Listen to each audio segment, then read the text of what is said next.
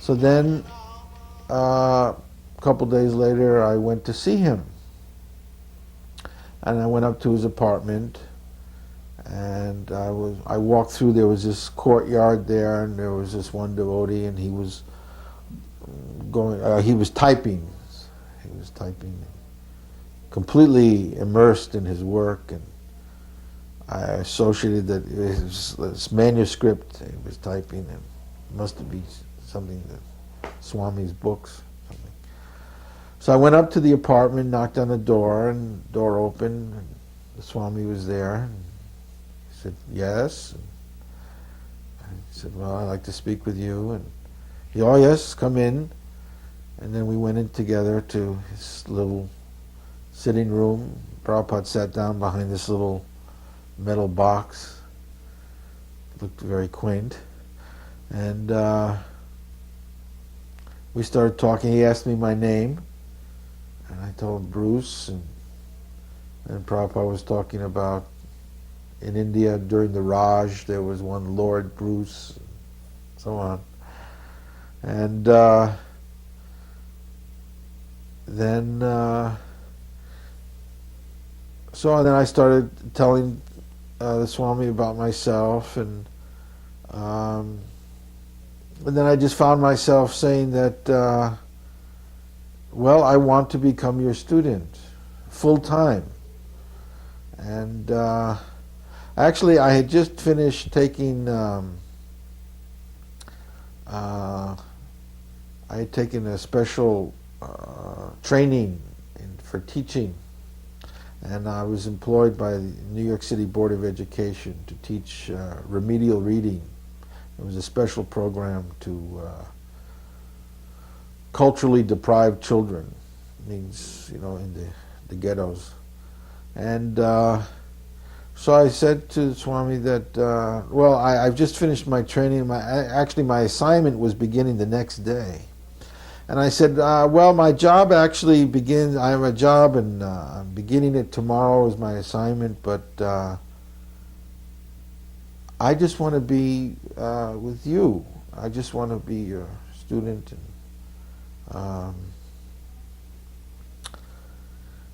so Prabhupada said, well, that's fine.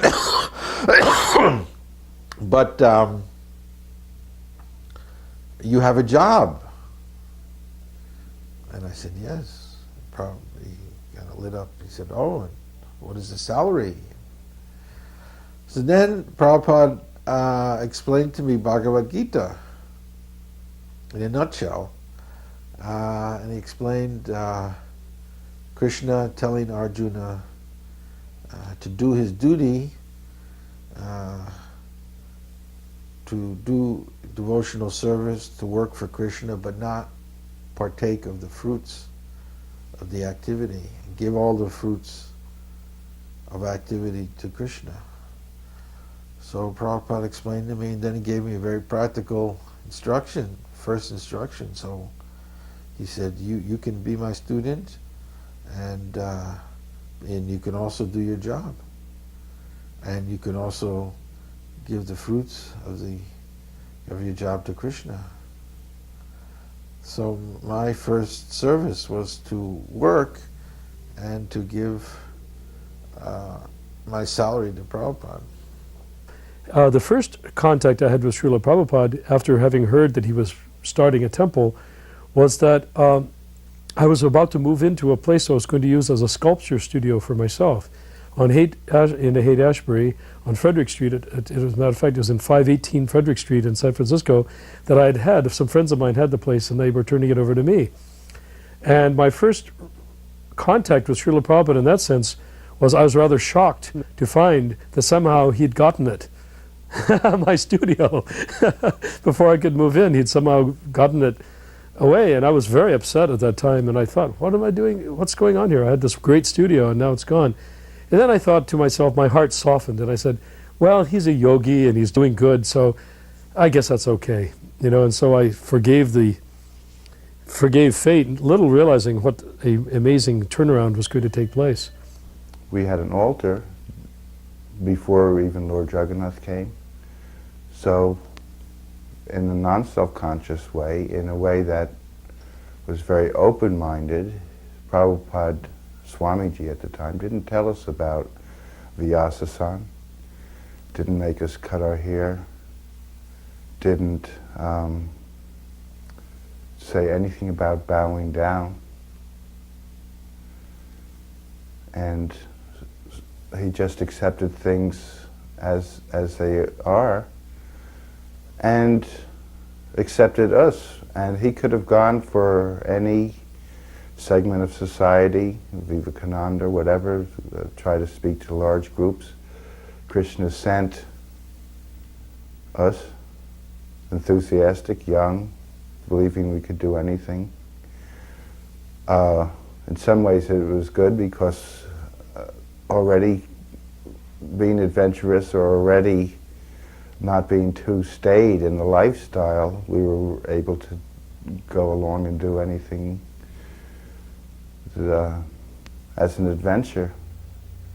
And that's what happened. Anyway, we followed him to the ends of the earth.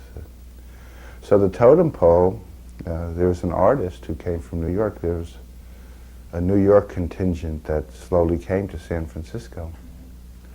And there was Haridas, Harvey Cohn, came in a Cadillac, an old Cadillac. We called it the Krishna-lac. It was our car. And so he still did his art, and for some reason, he put a totem pole right by the temple altar in Frederick Street. Here's the altar. And there was a painting of the Panchatattva that he eventually put there. And the totem pole was there with hooked noses and wings and masks and moons. And Prabhupada just accepted it. There was eclectic pictures. Lord Jesus was in the temple. Prabhupada said, Lord Jesus is very nice. And so the totem pole was just part of the temple, and he didn't really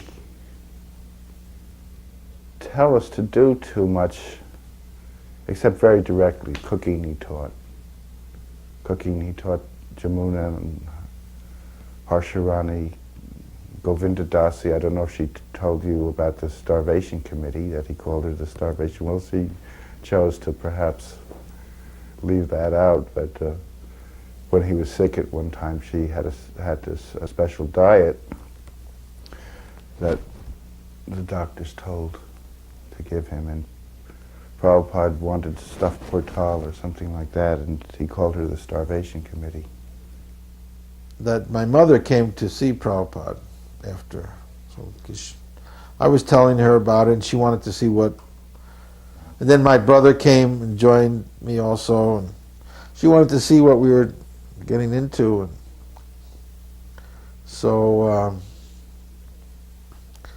she came one evening just before the kirtan, and by that time I had also already been home to visit her, and she saw, we were strict vegetarian. We wouldn't eat the food that she cooked, and the pots were contaminated. She was contaminated. The whole house was contaminated, and so she said, "Hey, what's happening here?"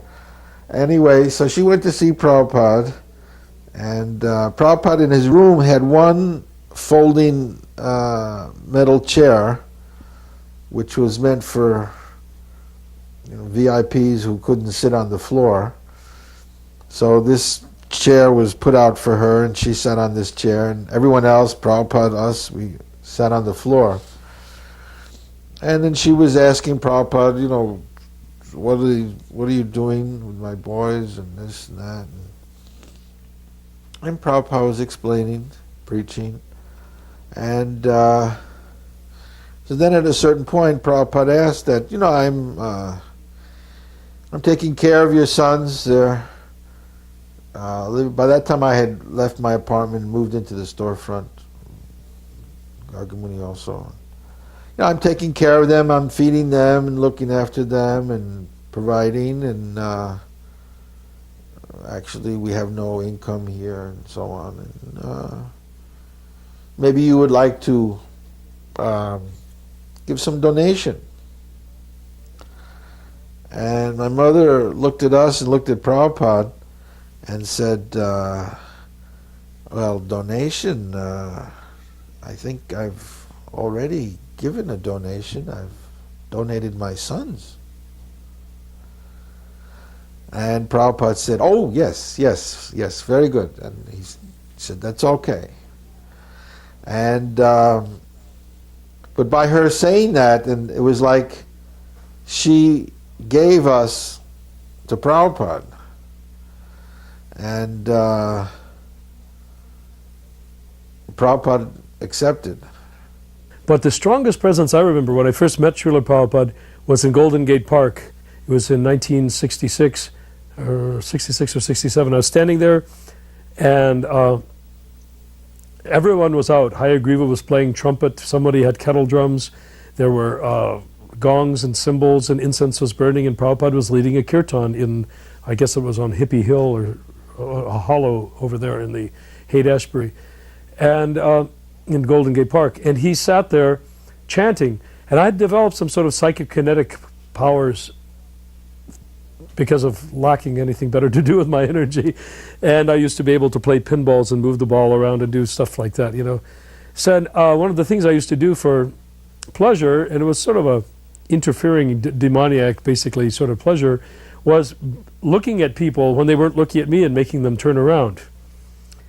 So I thought I'd try that on Srila Prabhupada. Well, we didn't call him Prabhupada back then. He was called Swamiji, or the Swami. And I thought I'd make Swamiji turn around. And I stared and stared and stared, and nothing happened. And I looked at a bunch of other people that were standing around in the crowd, and they turned around very fast, just as though a bee had landed on their neck, you know. And I just sort of stared at Prabhupada again, and it didn't happen. I began to be very alarmed, and something inside of me became very determined, and I said, I am not going to leave this place until Swamiji, the Swami, turns around and looks at me. I want to know that I've made contact with him. And it ceased to be an issue of this ego control of wanting to make someone turn around, but I just wanted to make contact. And I went on and on. I kept on amping up my energy until I was breaking out in a sweat, and nothing happened. He was simply chanting, and sort of, he looked very ethereal, sort of as though he were floating in some sort of cosmic amniotic fluid, you know, and he was his kirtan, and he was moving flexibly and just totally unaffected. Finally, whatever energy in me that wanted him to turn around began to plead and actually beg. And the minute I became very sincerely begging, all of a sudden his eyes floated around to the side, and he looked at me, and it froze me for a moment. His eyes looked as though they were like whale eyes or dolphin eyes, floating in nowhere, some sort of golden light, and they were looking at me, and they hovered there for a moment that seemed like eternity, neither beckoning nor rejecting, just observing. I stood there, and my whole system collapsed from the inside out, and I just stared, and I said, oh my God. And all sorts of confusing emotions ran through me at that time, and I was standing there with a girlfriend, and I wasn't, you know, I was sort of, you know, a hippie-styled person. And outside, I was very confused. Inside, I had an overwhelming thought. I must go and straighten myself out and go to some place where I can really think things through, because I'm not ready to become his disciple yet. My first impulse was to become his disciple. Then Haridas decided to paint the Panchatattva, but for some reason he thought they were women. It was very different then. And so they were in Hawaii or something, and so he painted them with breasts, the Panchatattva. And so when Prabhupada came in and the new painting was unveiled over the new altar, the eclectic altar, Prabhupada he actually said, at Haridas, and said, those are men, not women, and so please change it. So he changed it. So it was really quite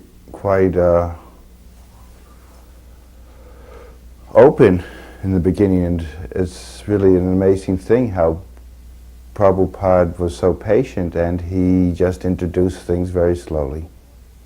When the Swami would walk into the room, into the storefront to give the class, everyone would bow down. I saw others doing it, so I started doing it. This was in the very beginning. But Gargamuni wouldn't. He was the only one. He would just sit there. And this was going on for some time. And but Gargamuni, I think, felt a little self-conscious about it. After class, Prabhupada would always ask for questions. So on one occasion, then Gargamuni, he raised his hand and asked that, the others, when you come into the room, everyone bows down, but I don't bow down, and because I don't feel like bowing down. So if I don't feel like doing it, I'm not going to do it, because then if I did it, it would be artificial. So I want to be more real, and I'm just explaining to you, and if this is all right. So Prabhupada looked at him and said, you should bow down. And by bowing down, then the feeling will come.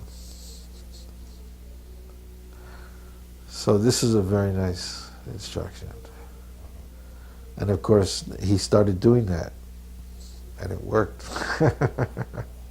In the early days, the temples were so used to Prabhupada's personal association, and I might suggest that Prabhupada's association, particularly in the early days, particularly in a small temple, was so galvanizing that when Prabhupada was there, he was like a magnet, and everything else was like iron filings.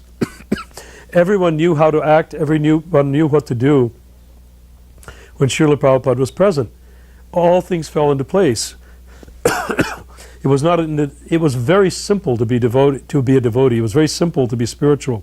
If he said, this is how to cook dal, suddenly you became empowered to cook dal. If he said, this is how you chant, suddenly you were empowered to chant. If he says, get this building, suddenly you got this building. All you had to do was have enough suspension of disbelief to go ahead and do it. And by Prabhupada's direct kinetic personal presence, it happened. So we were so used to that, and then if he told people to work together on something, never mind they were enemies 10 minutes before, they could work perfectly together. It was very much like the lion lying down with the lamb, or Lord Chaitanya going through the Jharikhanda forest. Suddenly everyone spoke the same language, and it was very easy, because he took away the ego barriers that made it impossible to see the higher self, and to see the relationship with Krishna, to see his relationship with Krishna. All in all, people talk about channeling. Prabhupada was continuously channeling Super Soul. Therefore, he was channeling the source of everyone's well-being. Everyone's answer was coming from Prabhupada, because everyone's answer is ultimately coming from Super Soul. So that when you saw Prabhupada, he was like the main branch of the bank. He had it all. He had all the information. So everyone was so used to that when Prabhupada went to another temple, everyone tried and tried and tried to maintain the standard. But being what we were, it gradually would sink down like silt in the stream. And then when Prabhupada came back again, all of a sudden it was all excitement and everything worked again. So in those days, we always managed that Prabhupada would go from temple to temple to temple and keep them all revived. I would photograph a lot, so sometimes he would tease me and he'd say, why are you photographing me so much? Photograph something important like people chanting. And actually in San Francisco, he teased me again. He said I was photographing a lot. I should have had one of those motorized drives or something. But I was just photographing.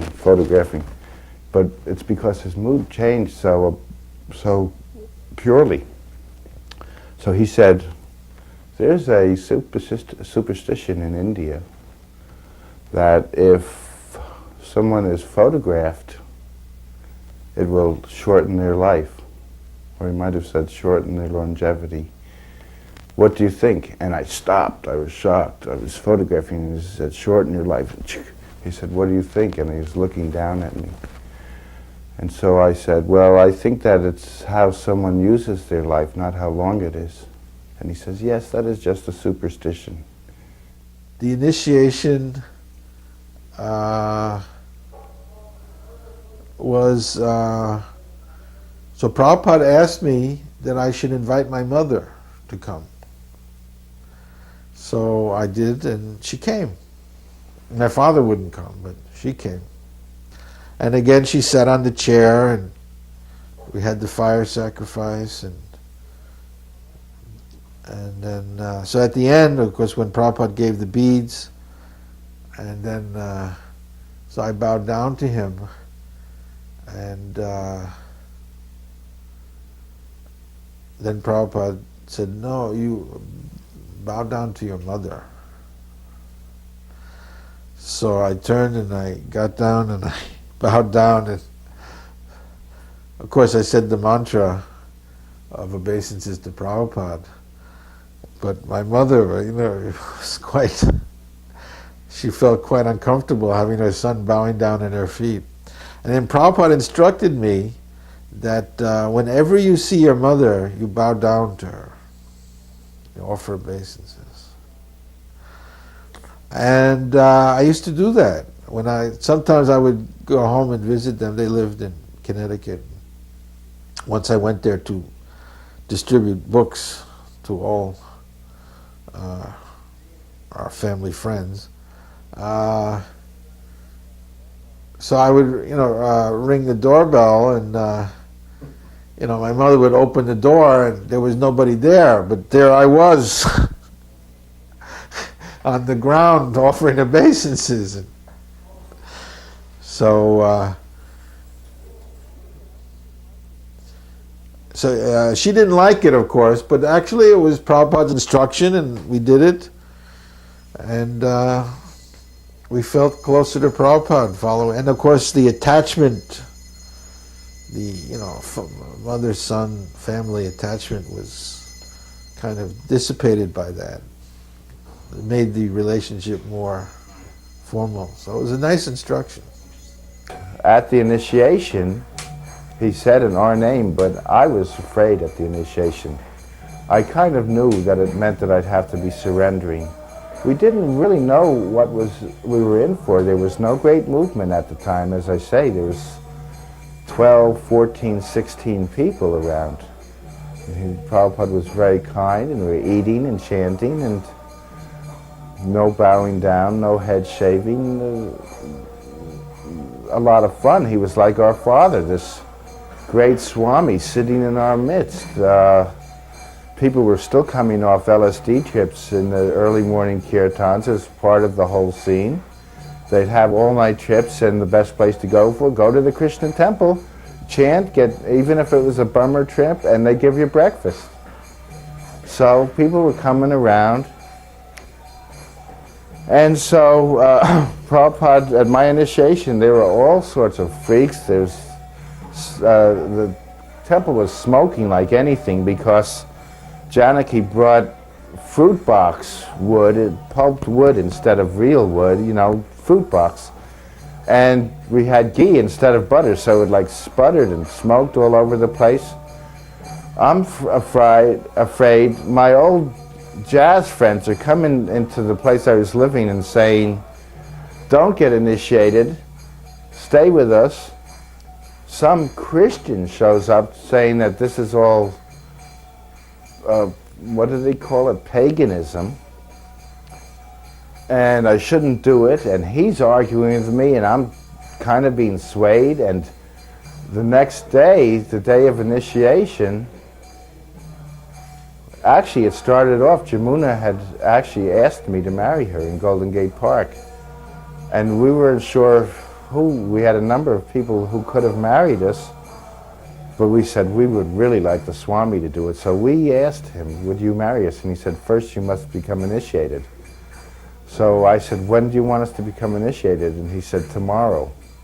Another one of those reading the mind things, because I knew that inside and viscerally, intrinsically, I knew that it meant surrender. So the tomorrow came, and I had still been hanging out with my other friends, and they were in the temple, and I was calling, I'm coming, and then I'd say, I don't want to do it, and it was up to the time. They weren't sure if I was going to show. So finally I show. Jamuna's there. We're stringing the beads up to the time, getting fruit box wood, getting ghee for the, instead of, made out of margarine. And 4 of us were getting initiated. Shamadasi. Then there was another woman who had a child. Was that at the wedding? No, I think it was at the initiation.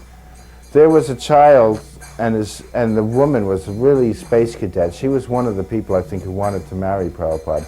And the child's head kept on hitting the floor, bonk, bonk, during the initiation. Prabhupada said his name would be Kaviraj, and he said, "Will be strong, strong baby," because he saw his, and he said to the mother, "Lift him up." So he gives me an R name, and then he says, "No, you will be Gurudas," which was great because I was so frightened at the time that I didn't hear my name anyway. Plus I was photographing it all. I was the ISKCON photographer. And people were on all sorts of psychotropics, and the fires there, and at our wedding, and at our initiation. So then I said to Prabhupada, "When would you like us to get married?" And he said, "Tomorrow." So it's the same thing. He didn't want to give me time to think too much. When I did join, I joined just a matter of weeks before Srila Prabhupada arrived. So I'd been doing work, fixing up the temple, fixing up Sankirtan vans, and doing all sorts of work.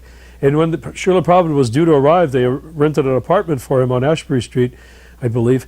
And they told me, "Quick, Narayana, you have to do something and build an altar for Srila Prabhupada." So I actually went and I took pieces of wood and turned turnings, and I made an altar for Srila Prabhupada. Very simple, but altar, decorated it. So when Srila Prabhupada came, there was an altar, and he asked, "Who has made this altar?" And they said, "Narayana." He said, "Oh, bring him here." Actually, I wasn't named Narayana, I wasn't initiated. He's Nathan Baruch. So I came, and he approved. Actually, but before that time, I'd written a letter to Srila Prabhupada, and he had responded to me with my Karmi name. Before he actually came to Los Angeles, I wrote and said I wanted to serve Krishna in every way possible. And he wrote back and said, "My dear Nathan Baruch, this is a very rare manifestation. I think you were a devotee in your previous life. To begin your service wanting to serve Krishna in every way possible means you have done devotional service before." He said, "So please continue to do that, chant your rounds, do these services, carve deities." And he gave me actually these blessings through his very first letter, which was a letter which in itself was enough to keep me going for a lifetime. The first bloop is a good story. There's somebody named Rabindasvarup. Sensitive, poetic-looking, ascetic-looking type of person. Very thoughtful, obviously loved Prabhupada. Came from New York in about the second or third wave. Prabhupada recognized him from New York, and he didn't say too much. He was a very sensitive person, and sometimes things came out honestly and abruptly. He said what he thought, and Prabhupada loved him very much. Now, there was a Vyasasan. Finally, there was a Vyasasan, and Prabhupada was sitting up on it. It wasn't that high, but it was above the floor, maybe as high as that desk, this high. And in the middle of the kirtan, Rabindasvarup called out and said, I've got to reach God directly. I cannot do it through anybody else." This was his conflict. He didn't want to do it with any priest, any intermediary. Now, Prabhupada heard him say that, and Rabindasvarup started crying. It was such an important thing to him. It was such an important conflict. He loved Prabhupada, but he wanted to do it. He says, I've got to do it on my own. This was his conflict. And so Prabhupada said, "Come here, my boy." And Rabindranath Swarup came right up on the Vyasasana and put his head there right in Prabhupada's lap. And Prabhupada said, "Dear, dear my boy, I just want you to be happy. I just want you to be happy." And he was looking up into Prabhupada's face and crying. And Prabhupada was looking down, very compassionate, and just said, "I just want you to be happy."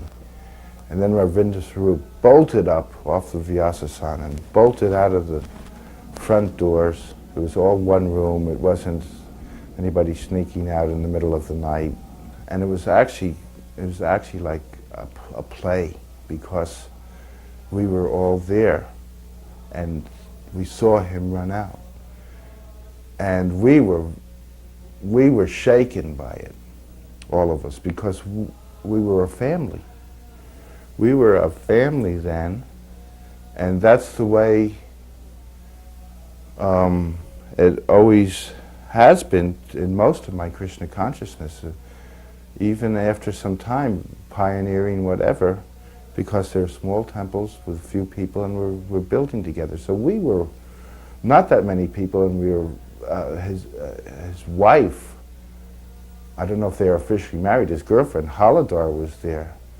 She didn't know whether she would ever see him again. He just left.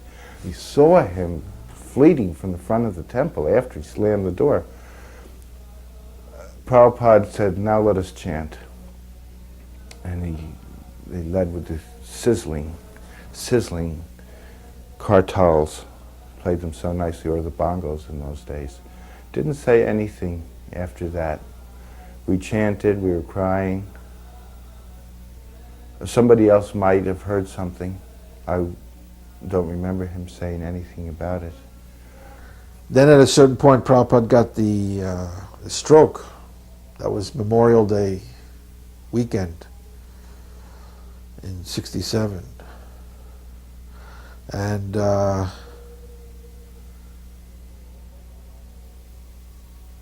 anyway, after that whole affair, Prabhupada couldn't type. He was actually partially paralyzed on one side. Anyway, there was no question of how is Prabhupada going to write his books. So we had to talk all about this. It was a big thing, what to do, and so on. Longhand, that would be so difficult. Anyway, Gargamuni had seen, they were just starting to come out with these dictaphones, office dictaphones, and he had seen one in a store window. And he had gone in and asked about it. And he went to Prabhupada and asked Prabhupada, I just saw one. And Gargamuni had some money, he was doing already his business. And so Prabhupada said, "Yes, that is good, bring that." So he bought it and had the man show him how to operate it and so on. And so he brought, it was his Grundig, German. And so he brought the machine in, and so Gargamuni unpacked it and was going to show Prabhupada how to operate it. I mean, it took Gargamuni like an hour just to learn how to operate it. Prabhupada said, no, that's all right, you just leave it here, I will see to it. And he did that, and Prabhupada was able to operate it without showing him how to do it or anything. Interesting. And so then Prabhupada was making these tapes. So Prabhupada's dictating all these tapes, so we had to transcribe the tapes. That was something. I mean, everyone took a try at it. It was very tedious work, and to go back and forth, and the typing, and we all found it quite kind of tedious to do. And we weren't making so much progress on the transcribing. Prabhupada was becoming more and more, doing more and more of the tapes. So then this became another problem.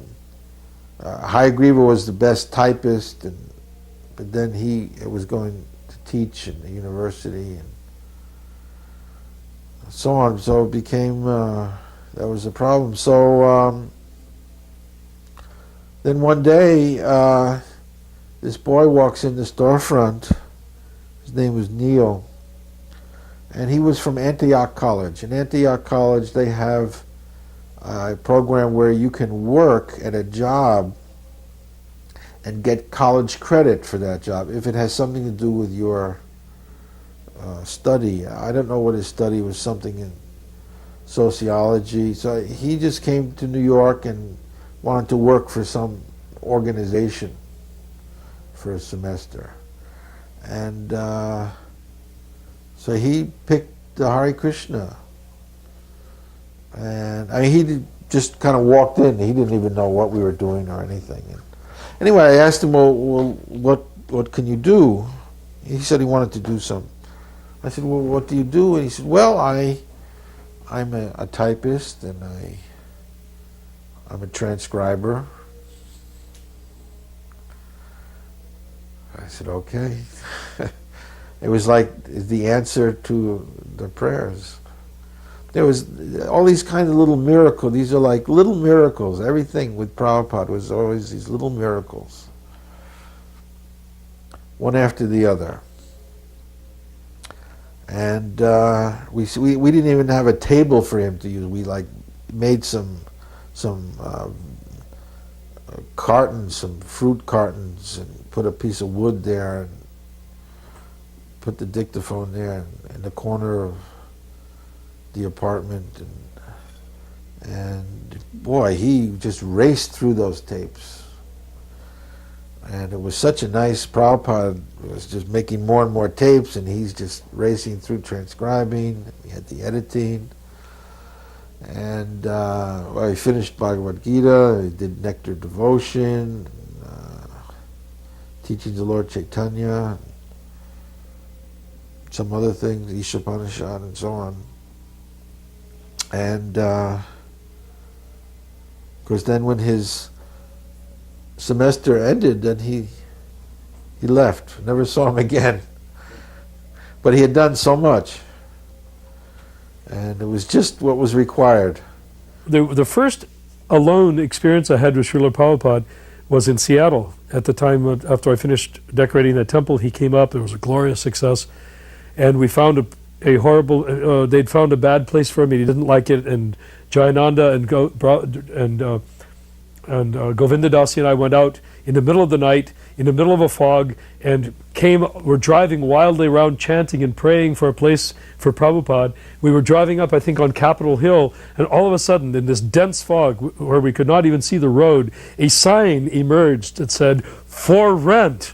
And we said, that's what we were chanting, that's what happened. And so not one of us looked like the sort of person you'd rent to, because we all had shaved heads, and Govinda Dasi was wearing so here Jayananda, who always looks pretty much like a ordinary, Joe, he got out of the truck with without his short hair and wearing his karmi clothes, went and rented the place. It was gorgeous. When we finally saw what it was like in the morning, it was a garden apartment with like windows, and when you looked out, you were looking into the flower beds, because most of the room was under the ground, and it was halfway out of the ground, so you could actually see beautiful lawns and flowers and stuff. And Prabhupada loved it. So in that room, Harsharani and Govinda Dasi were his servants, and he was living there, and I happened to come over for some reason or another, and we were all sitting in Prabhupada's room. Oh yes, Srila Prabhupada was talking to me about the possibility of going to New Vrindavan and building dioramas. He wanted to start a museum, fate museum type thing in New Vrindavan at that time. So he and I and another devotee were there, and then somehow or other, and I'm never quite sure how it happened, he and I ended up alone in the room. And it was Srila Prabhupada's room. He always had a coffee table, which he used as a desk, because he liked to sit on the floor. And he had an armoire next to it, a steel cabinet, such as he used to have in India, and in it he used to keep his correspondence and books and things like that. And Srila Prabhupada was behind the desk, and he was showing me, incidentally to doing something else, how he would open up an envelope with a letter opener and then use the envelope for his reply, and then to save paper and for his first draft. And then he'd draft it out again onto the letter when he had it down the way he wanted it. And somehow he had asked me to do something, and in the end, I ended up behind his desk, and he ended up on the other side. I was so on my toes and alarmed by the experience of being alone with Prabhupada. It was just like being with Queen Elizabeth or Indra or something of that sort, all alone. And you say, oh my God, what am I going to do now? I have no instruction. I don't even know what to say, because I wasn't just initiated. And I had, been a part of the Hridayashri. I was still sort of psychedelicizing a little bit. And Srila Prabhupada was standing there, and I'm sitting there totally mortified, wringing my hands and squirming my toes and wondering what to do next, and not wanting to leave by any means, but not knowing what to do if I stayed. Then Srila Prabhupada looked at me and said, we should always be considering what is my duty, he said. And I'm thinking, duty, okay. And I was been hearing impaired since I was young, and I didn't know that. And it's only the last few years I got hearing aids. So I didn't have any hearing aids. So what to speak of Prabhupada's accent and my inability to hear, I was having a hard time understanding, plus the psychedelics residually floating around in my brain cells. So Prabhupada points at this coffee table and says, do you see this ant? And I'm looking very carefully, and I know Srila Prabhupada is the external representative of Super Soul, that when Prabhupada says there's an ant, there's an ant. And I looked at the table, and there was no ant there. And I said, do you see that ant? And I didn't know what he meant. I said, there's no ant. And I said, sort of like yes and no combined. Because I didn't want to say no and appear stupid to not see the spiritual or whatever ant was there. And I didn't want to say yes and be proven a liar because I couldn't see the ant and I didn't know where it would be found. So then Srila Prabhupada looked at me intensely as though that the ant issue now being solved, he wanted to get on to real business, and he said, my duty, he said, is to, my job, he said, is to understand what is my duty to this ant.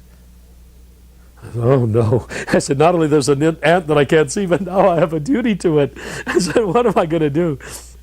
I said, somehow, Prabhupada looked at me beseechingly almost, somehow I have to help this ant. He said, and maybe I can chant, and he said, reaches down, he says, maybe I can chant Hare Krishna. Or he went like this, feed it a little prasadam. He said, if we can help one ant become Krishna conscious, then our whole movement is a glorious success. And then I realized it was a pure metaphor. That Prabhupada was aware of my bewilderment is pretty obvious. That he used it to make a point was excellent. And there I was, instructed by the invisible ant to whom I had a duty to feed and to chant, and that if I did so, it was our movement, whole movement was a success. Saraswati, myself, and Jamuna got the whole crowd chanting. And it was, we were quite successful, but he saw Saraswati. We were there, but he saw Saraswati, and he liked that she was getting everybody to chant. So, later on, he gave her a deity. Did you know that? He gave her a deity, and for her to worship, very young, 3, 4 years old, 5, not quite sure. And one day they were playing almost like transcendental dolls. The deities were there. Saraswati had become quite attached to the deities. Prabhupada took the deity and hid it behind his back. Saraswati was looking, where's my Krishna? Prabhupada said, where's Krishna? Where's your Krishna? Like that. And she became very upset, and she was crying. Where's my Krishna? He let her cry. She said, do you have him? Where is he? And he played, no. And then she cried very much. She was really crying a lot. And he said, I have him. Here he is. I just wanted to see how you would feel the separation. for your Krishna. So then it came then to publish Bhagavad Gita. Prabhupada was so determined to publish it, but there was no money to print it ourselves. And anyway, Allen Ginsberg, who was a friend, although he wasn't a Vaishnava, wasn't a devotee, I mean, he had his own lifestyle, but he was very sympathetic. He had been to India. He liked chanting. Prabhupada instructed him, chant Hare Krishna before you do any poetry reading, and he used to do that. And he gave Prabhupada first harmonium, which he had brought from India, and he would give donations. And with the immigration thing, he was helping. And anyway, when the manuscript was ready for printing, we gave it to Alan, and he was very enthusiastic. He sent it to his publishers, but they rejected it. And then he sent it to some other publishers he knew. Again, everyone rejected it. And after about 6 months of trying it, and he just lost interest. Everyone was rejecting it. So then Prabhupada gave the manuscript to Ray Rama, who was the editor of the Back to Godhead. And so he tried, and he was sending it around to academic publishers, and again, everyone rejected. You know, you get the little letter in the mail, thank you very much, however, this doesn't fit into our plans, you know, this and that and everything. So then after about 6 months, then he gave up. So then Prabhupada gave it to me to do. Anyway, by that time, I had absolutely no faith that this was, because I could see that there was no commercial value to this manuscript. I mean, every page there was Krishna consciousness, Krishna consciousness. And I was thinking, well, if you're not Krishna conscious and you're not interested in Krishna consciousness, you're not going to be interested in this commentary. There's no fancy poetry or scholarly, the footnotes and academics, and I had read different Bhagavad Gitas, and no esoteric things, and so I just had no faith, and I didn't know what to do, and I was going to bookstores and trying to see how they were doing, and then to learn how to get a book published, and I was going to the library and reading and trying to find out how to do this, but I didn't know what to do. So in the meantime, Prabhupada had recorded the record, the Hare Krishna record, which eventually the Beatles got, and that interested them when they heard that record. And the record was there was a lot of interest. It was very nice. One radio station played it all night long. For 10 hours they played the record over and over again. WBAI, one of these alternative radio stations. So we were advertising the record in different kind of underground publications. An order came for the record one day. I used to get the mail and then bring it up to Prabhupada, and we'd go over it together. And he would dictate and I would take notes and answer letters and so on. So one order came for a record, and it was the letter was from the Macmillan Company, big publisher worldwide. So and it was on this letterhead, Macmillan letterhead, so and so was ordering a record album with a check, and I rushed up to Prabhupada. I said, Prabhupada, look, someone is from the Macmillan Company. I mean, I didn't know what to do. We were, helpless. Prabhupada had to tell us everything. So Prabhupada said, he thought for a while, and then he said, you bring the record tomorrow, you bring it to the person, personally, and you tell that you have a Bhagavad Gita that you want to publish. And I said, well, okay, I don't know, should I bring the manuscript? No, you just tell them. And I said, well, okay, but I have to say something about you as the author. Maybe I should bring some of the other books you've published, like from India, the books you have already published, Srimad Bhagavatam. He said, no, just tell them that you have a Bhagavad Gita to publish. I said, okay. So the next day I went uptown, I got dressed up in shirt and tie, and went uptown to they have a skyscraper, Macmillan Company, and the person who I was giving the record to was an accountant. It had nothing to do with really publishing. He was just adding numbers, and I'm sitting there and I'm trying to think, well, how am I going to tell him? What am I going to tell him? So anyway, we're talking something about the record and the mantra and so on, and I'm kind of sitting there bewildered, and then the door opens and in walks someone, and he all of a sudden, very formally, he says, well, I'd like to introduce you to, and this is James Wade, he's our senior editor, and this is me. So, and I just shook hands with Mr. Wade, and I just looked him right in the face. I said, I have a Bhagavad Gita to publish. He said, a Bhagavad Gita by a Swami, an Indian Swami, here in New York? He did this himself? I said, yes. He said, complete the entire Bhagavad Gita? I said, yes, yes.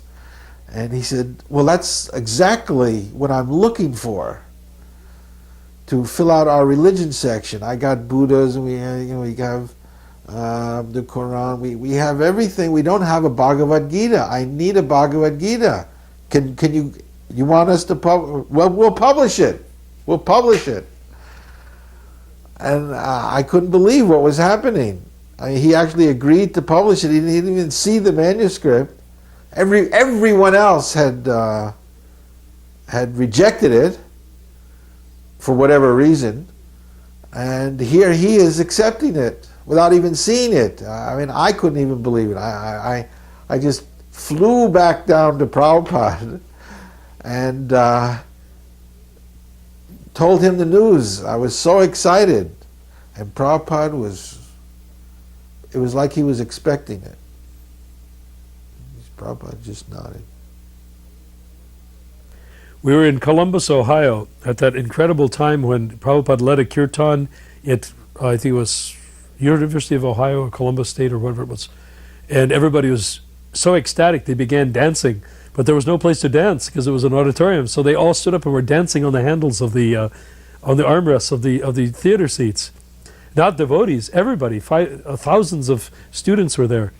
And it all came about, they came there for Prabhupada and they came for Allen Ginsberg, and Prabhupada and Ginsberg did a joint program. And during that program, it was sort of interesting because they didn't find a thing for holding the microphone. There was supposed to be a wire that went around the neck and held the microphone. They couldn't find one. And Allen Ginsberg went to Srila Prabhupada and said, oh, Swamiji, I will give you my shoelace. And Prabhupada was very offended. He did not want to take Allen Ginsberg's shoelace to hold a microphone. And Srila Prabhupada looked at Allen Ginsberg as though he were like 3 inches tall and not made of a very pleasant substance. And Len looked at me and said, Nara Narayan, Vishwakarma, you must give me, sacrifice your sacred thread. Now, he had told me never to take off the sacred thread and showed me how to wear it and to put one on and without taking it off. So he's giving me a direct instruction to take off my sacred thread. I felt exalted, like Joan of Arc being asked to be burned at the stake. I said, sure. And so I took off my sacred thread and handed it to Srila Prabhupada and said, thank you. Then he looked at a black look at Allen Ginsberg and put on the sacred thread with a microphone. Well, anyhow, the whole thing went fabulously, and Allen Ginsberg chanted and Prabhupada chanted, and the thing was wild. It was just incredible. It was very exciting, and it gave a great boost to the beginning of the Columbus Temple. But after and before that time, Allen Ginsberg had flown in just for that purpose, and we had picked him up, and he was staying, I don't know if he was staying at the temple or not. I think he was staying in a hotel, but I don't know, maybe not. He might have been staying at the temple. But anyhow, I was designated to wash Allen Ginsberg's clothes at the laundromat. But he and Prabhupada were carrying on these great dialogues in a small room at the Columbus Temple. And there was room for a certain number of devotees there, and then there was not room for the rest. And sometimes I was in the room and sometimes I wasn't. But a bunch of us found out a way of monitoring the situation. In the next room over, there was a closet. And that closet communicated directly. So we drilled a hole through the wall in the closet. So there'd be like a dozen of us peering through a wall, a closet wall, at what was going on in the next room, trying not to cough or sneeze and revealing our whereabouts. So it was during one of those sessions that I heard Srila Prabhupada talking to Allen Ginsberg, and Ginsberg was talking about the nature of Kali Yuga. And Ginsberg was talking and saying, well, Swamiji, he used to call him Swamiji because that's the way he'd call in New York. And you know, Prabhupada and Ginsberg go way, way, way back. Ginsberg got him his first harmonium and arranged to help him get his temple. All these things he had aided. He was excited about Krishna consciousness. Although he never became a devotee, he was very enthusiastic about chanting the Hare Krishna mantra and used to hold kirtan all over the place on his own. So here we are peering through that hole in the wall of the closet in the Columbus Temple, and Ginsberg is there saying, well, he said, in Kali Yuga is going on, and Prabhupada was describing how bad Kali Yuga was going to get, how there would cease to be any foliage at all. There would all be carnivorous animals, and people would also be cannibals, that the fruits would be there, but the seed would be big, and the fruit would be just like a skin. There would be nothing to eat. And the devotees would be, what few there were, would be living in caves. He was describing the end times, Krishna conscious version of the end times. And Allen Ginsberg was saying, he said, and your disciples, they will be in the caves? And Srila Prabhupada looked at him as though he'd lost his mind. He said, my disciples, he said, will have gone back to Godhead by then. And Ginsberg was very impressed. He said, oh, really? He said, oh, yes. He said, they are very advanced. They are going to go back very shortly. They're chanting. They're taking part in this process. They are becoming pure devotees in this lifetime. They're going back to Godhead. And Ginsberg said, yes. And they said, what will happen to the rest of us? He said, Prabhupada leaned over to Ginsberg, and Ginsberg leaned over to Prabhupada, and they looked at each other face to face. And Ginsberg was straining to hear what Prabhupada was going to say, and Prabhupada said, Alan, in the end, I will eat you, and you will eat me. That is the end of Kali Yuga. Otherwise, you must go back to Godhead. Prabhupada has a very fast wit. When people were talking in the beginning about him coming here with his immigration, Nandarani and Dayananda were thinking of sponsoring him. So he said, oh, you can adopt me, but they will say, what will you do with such an old child?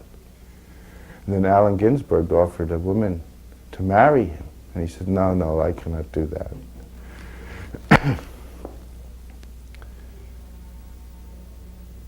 So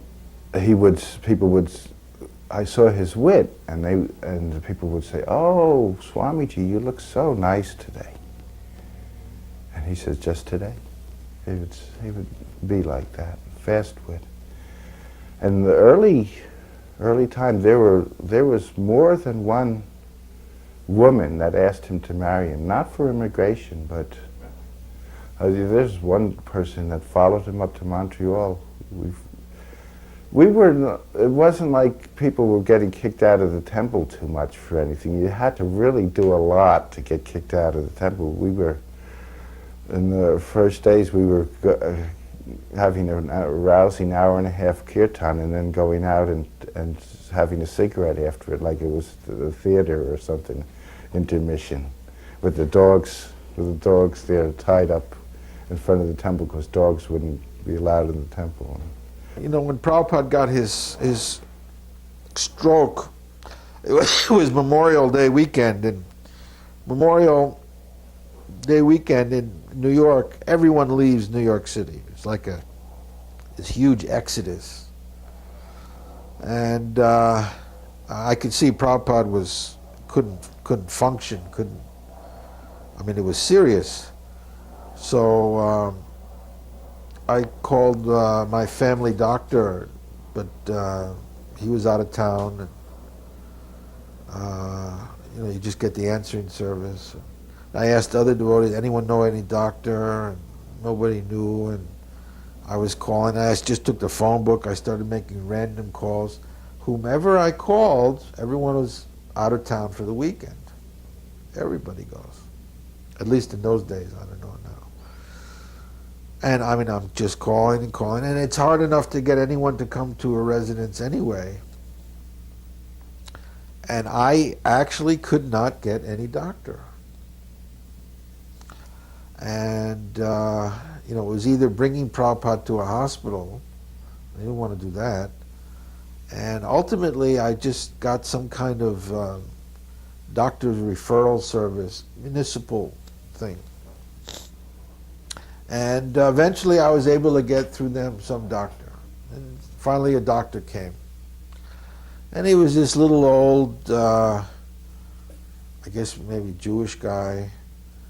And he comes in. Of course, we didn't ask him to take his shoes off. But I mean, there we're all standing in our kind of, we used to wear these jeans and T-shirts and barefoot. And, you know, and he walks in, you know, there's no furniture, and just a carpet, and there's this old Indian man. You know, he couldn't figure what's going on here. And there's Prabhupada very sick, and everyone's walking on Hare Krishna, Hare Krishna. You know, I mean, he just couldn't understand.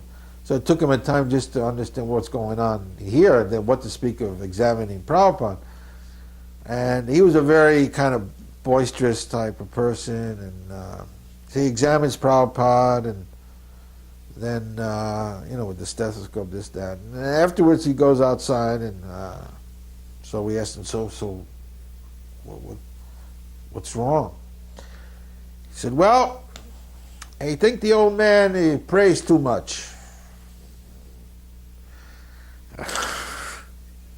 So, well, oh yeah, okay. So, he's just praying there. He's just sitting there praying all day, and he's got to get out. He's got to do some exercise. And Prabhupada could hear him from, you know, the other room. Yep, he's got to do something. He's got to exercise. Go for a walk. Got to do something. Go out in the morning. Take a walk. Go to the park. So, anyway, and then he just left. And I mean, this guy, that's all he could do, say. So eventually we did have to I did put Prabhupada in the hospital. And then was a whole thing. And then Prabhupada came out of the hospital. Then we took him to a house in New Jersey we had rented by the seashore. Anyway, then Prabhupada did recover sufficiently, and then Prabhupada announced that now I will take a morning walk. He said that doctor, he said something very good, very valuable. We all laughed because we thought the guy was a nut. And he said, Prabhupada said, no, he has given very good instruction. I will take that up. And Prabhupada then proceeded to take a morning walk, and Prabhupada always took that morning walk. I mean, no matter what his condition, what his health was, or whatever.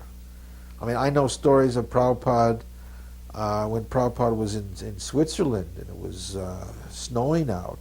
He was in a hotel. Shamsundar took him to St. Moritz. That's a whole story.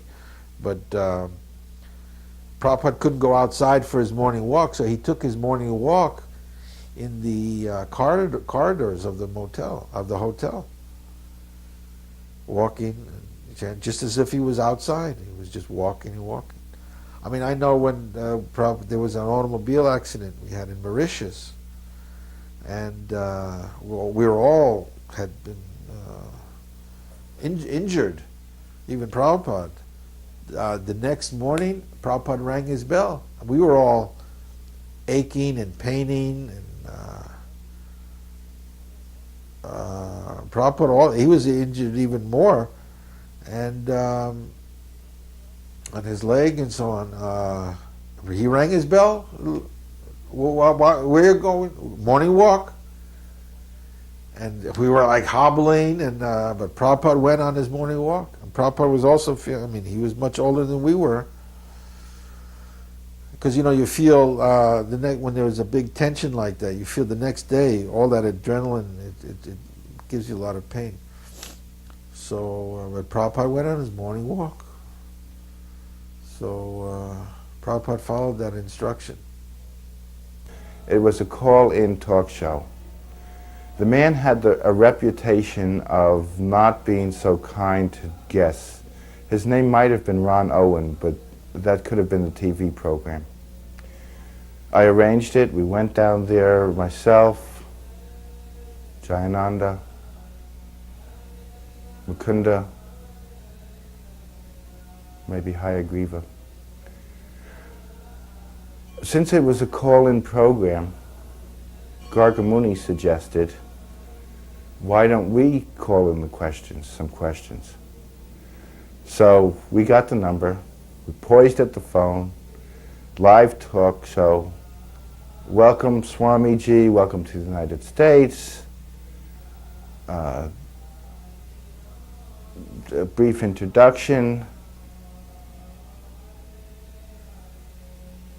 One of us gave a brief introduction about the philosophy of Krishna consciousness, very brief. Call-in questions. First one, Gargamuni. What is the meaning of life, Swamiji? So Prabhupada says, the meaning of life is to be servant of God.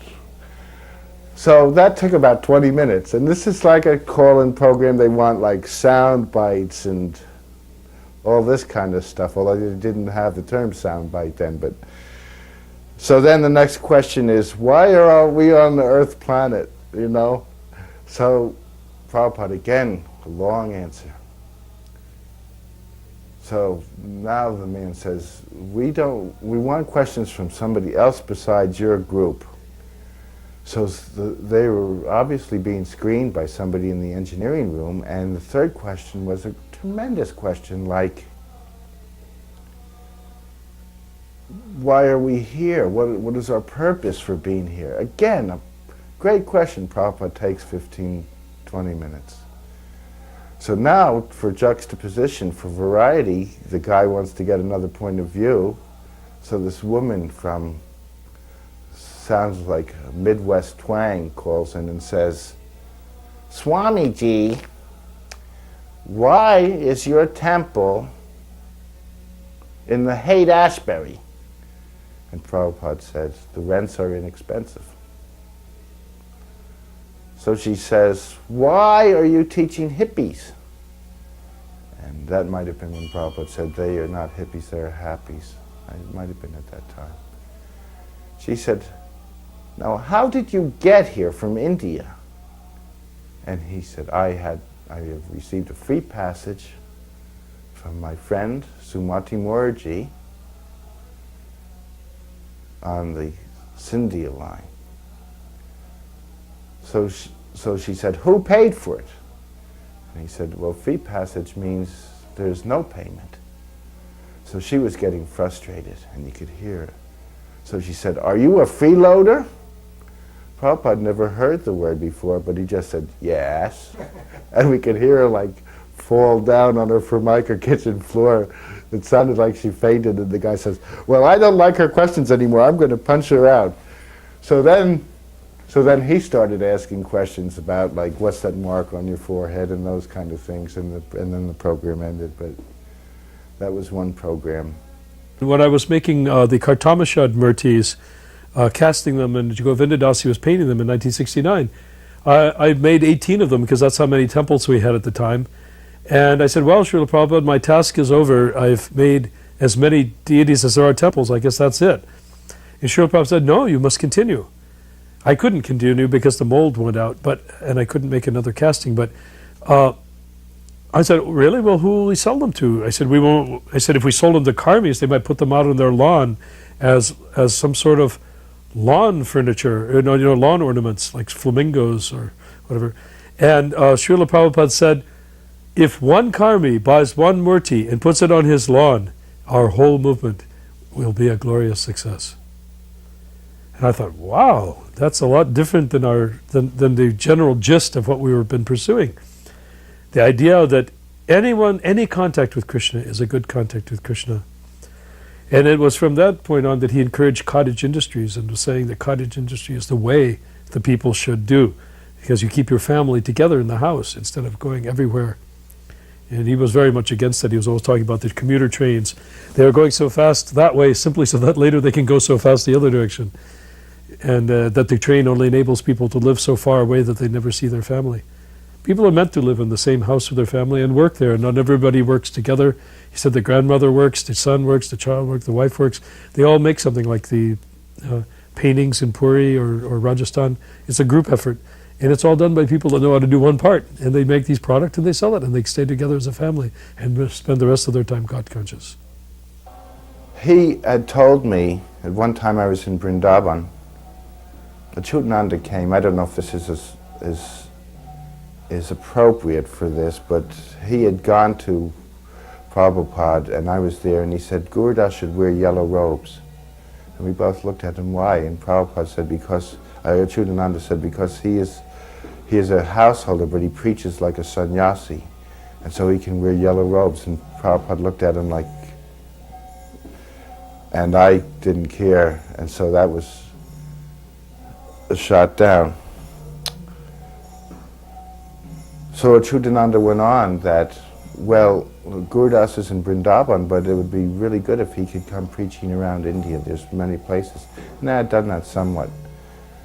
And I said to Prabhupada after Achyutananda had gone, I don't care if I ever leave Vrindavan. I'm very happy here. I'd like to preach too. What should I do? He said, preach to devotees. He said, they need preaching. There's that same phenomena. Somebody joins, the courtship is over, and now you treat them like a married person, or whatever the analogy is. You grow complacent, that they're not unique and special. So I took that to heart, and I started preaching more. I think I was in charge of Vrindavan at the time, so I made it my business. It was great. Everybody appreciated it. I remembered in London when people came back from Sankirtan that Jamuna would make milk and I would tell them stories or read Krishna book. And everybody remembers that. They said it was like you're a father and she was mother. And Prabhupada again supported that by saying, men and women are in this very place.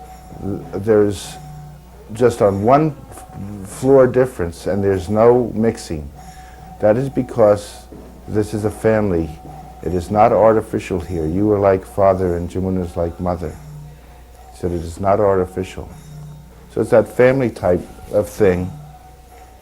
And so I was preaching to devotees, and when I was to become sannyas, I pointed out that I thought that preaching to devotees would be diminished because of that. Not only because people treat you differently, and they did, but also a lot of married couples were coming for counseling. And that's my profession now. I'm a counselor, and even then, we were a good example. And so I was preaching to devotees. And so one of my first objections was that that would lessen that. And Prabhupada said, yes, that is so, but then you can preach more widely to the world, which is one of the ideas of becoming sannyasi. So another interesting example of room conversation was later on in London in 1970. I'm sure there were many rooms in between and private conversations, but this one comes to mind. I had become, as a brahmachari, I was actually a householder, but living like a brahmachari, and living like that and chanting, you begin to wonder, am I going to get anywhere? I mean, certainly Prabhupada is proof positive that Krishna consciousness is not a fantasy, but a practical, normal condition of existence. I won't say human existence, but normal people are devotees. And there are more of them than there are us. We're weird troglodytes or something living somewhere else. But the real people are devotees, and they're happy, normal people that are perfectly fixed in the Atma Rama state of pure, unalloyed love of God. That's normal life. But what about me? Will I ever get there? So I was chanting my japa in the London temple, which is very small and very tall on Bury Place. And I just finished redecorating the whole place and fixing it up. And I was pacing back and forth in front of Srila Prabhupada's room, and I knew he was inside chanting japa. And I became overwhelmed by the urge to knock on the door and ask Prabhupada, am I going to make some progress? So I knocked on the door and regretted it immediately afterwards. I sat there going in front of the door, worrying that Srila Prabhupada might answer or that he heard. And sure enough, he said, yes, come in. So I opened the door with trepidation, and I was even twice as scared as the first time I described. I came creeping into his room, and there he was, pacing up and down in this wonderful atmosphere that he'd created for himself with his japa bag in his hand. Hare Krishna, Hare Krishna. He was a Leo, so he was just charging along, saying Hare Krishna. And I came in saying, oh no, I'm here, I've got to ask the question. So I shut the door behind me and crouched in a corner like a mouse. And Prabhupada looked at me and said, yes. And I said, Srila Prabhupada, he said, I'm chanting, I'm following the program, etc. I said, I keep wondering, is it possible that I could ever become a pure devotee? I mean, I see that you're a pure devotee. Could I ever become a pure devotee? I mean, I'm doing these things, but could I become a pure devotee? And Srila Prabhupada looks at me appraisingly and marches back and forth the room a few times. And every time he turns, he mutters to himself, Hare Krishna, Hare Krishna. And every time he turns around, he whirls around with his bead bag in the lead and says, Hare Krishna, and he charges across the room again. So he does that several times, and I'm getting more and more nervous because I'm beginning to wonder about the answer. And then he looks at me and says, why not? He says, you're in the process. I'm sitting there just melting like into a puddle of ghee. I'm so happy. He chants a few times, and he comes to a corner, he goes, Hare Krishna. He comes around the room, and he looks at me with a gimlet eye and says, but it may take some time. We're walking, just myself and Prabhupada. I had begun to go to the India Office Library. It was a great library in London. And also the British Museum. I had to pass to the British Museum Library. They had some old Gadyamat books, the British Museum, but India Office Library had everything. They had Bhakti Siddhanta. They had the poem that Prabhupada wrote to Bhakti Siddhanta Saraswati in 1934 or 36, Adori Dori, the Holy Day. I had found that in his handwriting and sent it to him, and he was so happy. So I was going through the library, and I had begun to read Bhaktivinoda Thakur's writings a lot, Puriyat, etc., and I really liked it because of the poetry and the imagery. It was very flowery, very, talk about compassionate. And in my heart, I liked Bhaktivinoda Thakur's writings the best. I liked Prabhupada the best, but Prabhupada had a formal side to me and a public persona. When he was lecturing, he was apparently more stern. Not always. As far as the writing, it's very nice, but sometimes I found it to be sometimes repetitious.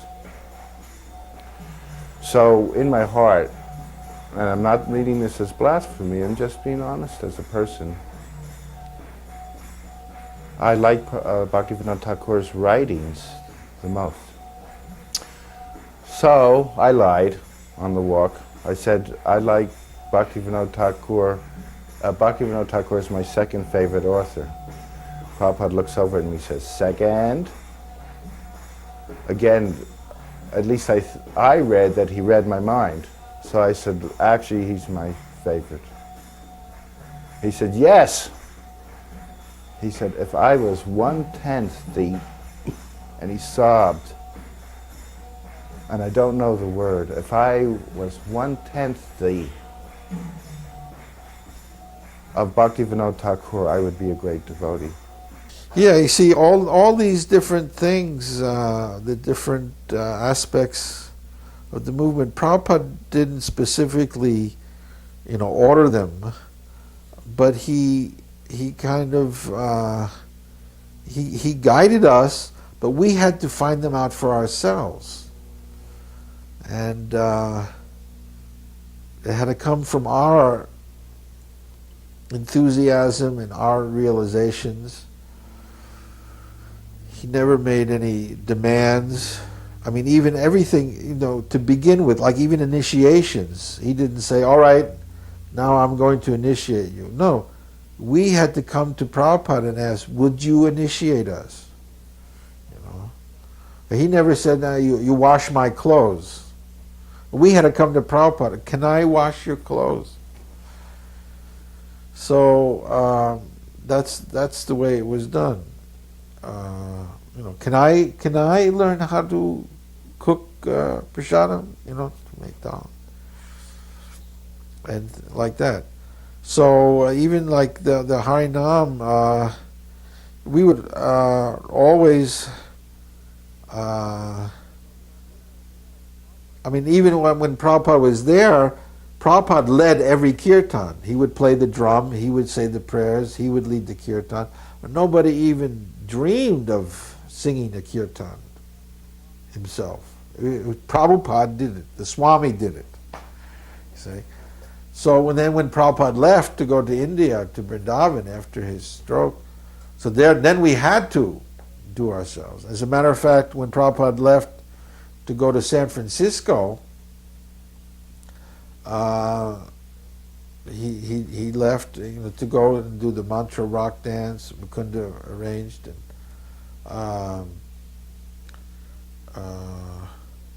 in New York, all of a sudden, who's going to give the lecture? Prabhupada gave every lecture. Who's going to play the drum?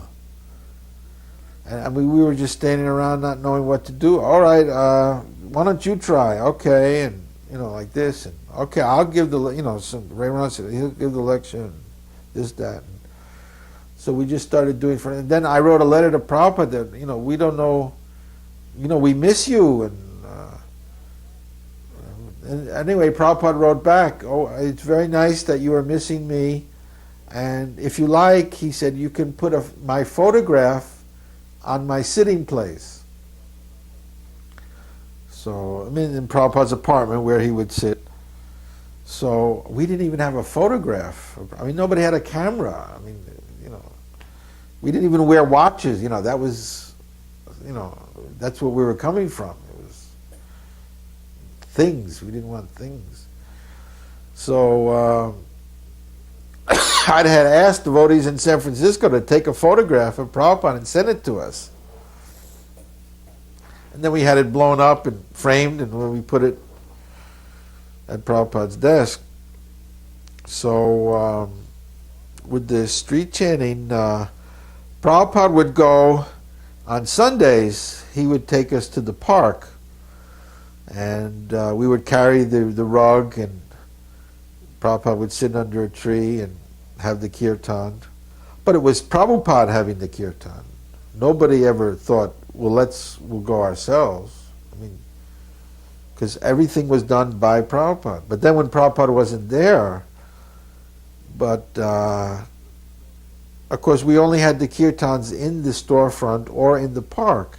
And it's hard to believe, but I mean, we were kind of shy and reluctant to, at the same time, just to do what we were doing at that time was very far out, and people didn't know what to think of it, and we were feeling self-conscious. And so I remember one night we were having kirtan in the storefront, and it was very hot. It was summer in New York, and finally it was just too hot to be in there, and someone said, well, let's go outside. And so we just went outside and started having kirtan. And immediately we could, of course, when we had kirtan in the shop, some people would stop by and look in and scratch their head and, walk by, and, they thought this was nuts. And then mostly the people who just came in were the drunks, the Bowery bums. They would kind of lurch in, and I would then lurch them back out. And but that was the only interest. Only young hippie kids would actually walk in. So we went outside and just on the street corner. But I'll never forget that first kirtan. It was outside. I was thinking, if we chant loud enough, maybe Prabhupada, he's in India, maybe he'll hear it. And somehow we'll just call out and connect. So everyone was chanting very enthusiastically, kirtan, and playing. We had the tom-tom and playing the drum, and then this huge crowd formed. Everyone stopped. And this huge crowd, hundreds of people. And then somebody just, we used to pass around at the end of the kirtan a collection bowl, but that was in the temple. So someone put the collection bowl on the sidewalk, and people just started throwing money, pitching money in. And that was the first actual kirtan. It just happened like that. And then we realized that, hey, this is a way of spreading, also getting support, but also some people were chanting, and we had flyers. They would take flyers. We had no books. So it just happened like that. And then I wrote Prabhupada a letter in India saying how this is what happened. Prabhupada said, oh, very good. You continue this, expand it, and like that, Prabhupada. Prabhupada always guided, but always from behind. Speaking of introduction, the first street Sankirtan happened, it happened maybe in New York first, but it happened to us on Lord Chaitanya's appearance day. We were told to go to the temple and chant kirtan, chant on our beats, and read whatever we had, and to alternate those. So after about 3-4 hours, myself, Jayananda, Jivananda, and I think Uddhava just looked at each other and communicated non-verbally, and we went like that, and let's take this outside. And so we continued. We chanted in the street. We went around the corner to Willard Street, in the place that we first lived there before Prabhupada did, and we gave it to him. And we went to the window and we were chanting, and Prabhupada comes to the window and he goes like this. So we go, oh no, he's telling us to go away, and so we're going back to the temple. We thought it was a great idea chanting outside. So we're going back, so Upender comes storming out. He runs out, he says, no, that's the Indian way of saying, come here, come here. So we went upstairs, and Prabhupada said, Krishna has given you the intelligence to chant in the street. Now I want you to do this every day. And so street Sankirtan Harinama started as of that day. His level of compassion was just amazing. While we were beginning to think that only important service was important, while we were thinking that only big devotees were big, that monkeys were good for building roads to Lanka, but spiders weren't. Prabhupada was taking a totally different approach, and that approach was based on true compassion. He was taking the position that his natural concern for people was such that I remember one time in 1968 he wrote to Shamadasi. It was before I went out there in New Vrindavan, just after she had married Hayagriva, and it turned out she had had an infection in one of her fingers. And he wrote 5 letters to Shamadasi, concerned about her finger. Now, that's not what one had thought in those days. We were thinking, oh, it's just your body, it's just made of stool and worms and blood and pus and all those nice things. Who cares about your body? Chop off the finger, continue to serve Krishna. But no, Prabhupada did it. And in those days, in all the temples, what we do is we Xerox the letters from Prabhupada and distribute them to all the temples. So every temple had a book of Prabhupada letters, probably 100 or 200 letters, and we'd collect them. So when everybody came and new devotees, we'd just say, oh, do you want to hear what a letter from Prabhupada is like? A letter from Prabhupada was sort of like the buzzword for, must be what ants feel like when they get their grain of sugar. A letter from Prabhupada. Anyone's letter from Prabhupada was a letter from Prabhupada. What to speak of one directed to oneself. So I remember I was in the Detroit temple one time. I was sitting going through letters for Prabhupada, just noticing how much compassion he was directing towards one and all. So as far as I'm concerned, he was expert in all the qualities of a great devotee. Just by seeing him, you think of Krishna. But the one that stuck out for me was compassion.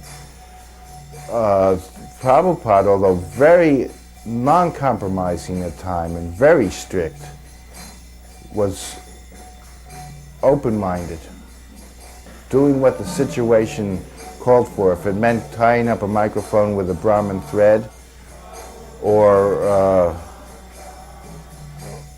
understanding our foibles.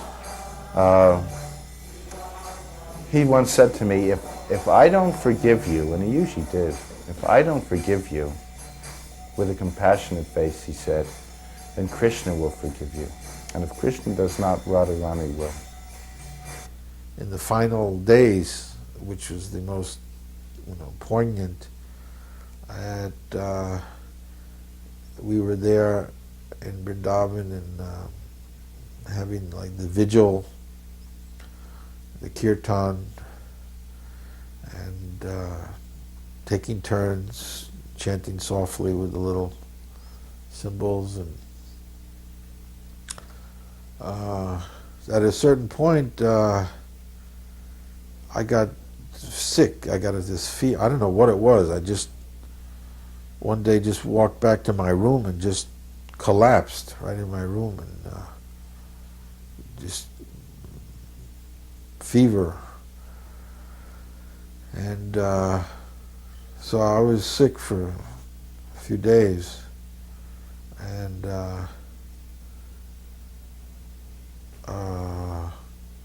anyway, it took me about a week or so to recover, and then I was able to, when I got better, then I was able to again go and see Prabhupada. So when I came there, because Prabhupada was just lying on his bed, and he was conversing with his servants, and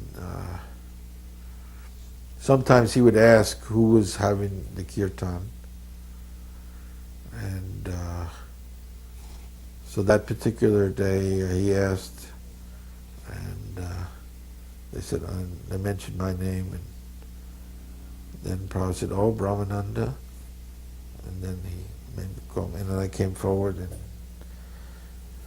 so he said, you were ill, you were not feeling well. I mean, here's Prabhupada,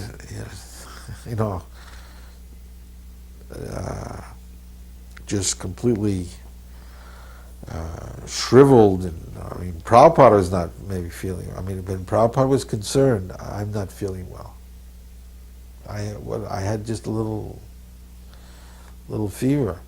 And here's Prabhupada on his departure bed, and he said, "Oh, you were not." I mean, he with such concern and really with love, and I just was totally,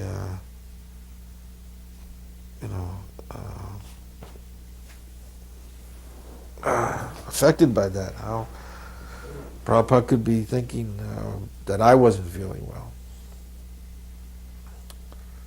So I think this is the thing that affected me most, how much Prabhupada loved us. But the thing is, we're not very lovable. And we all have defects and so on. But why did Prabhupada love us? And he loved us because he saw us as servants of Krishna. And he also even said that we were sent by his Guru Maharaj to help in his mission. But anyway, Prabhupada saw us as Krishna's servants, and his mission was to spread Krishna consciousness. So whatever we could do to assist and do something in this cause of Krishna consciousness, Prabhupada very much appreciated. And I think that's the essence of Srila Prabhupada. At least he could see us as servants of Krishna. So let us just try and be that. That's all.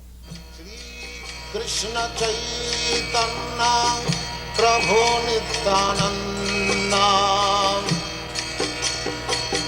Sri Advaita Gadadhar Sivasadi Gaur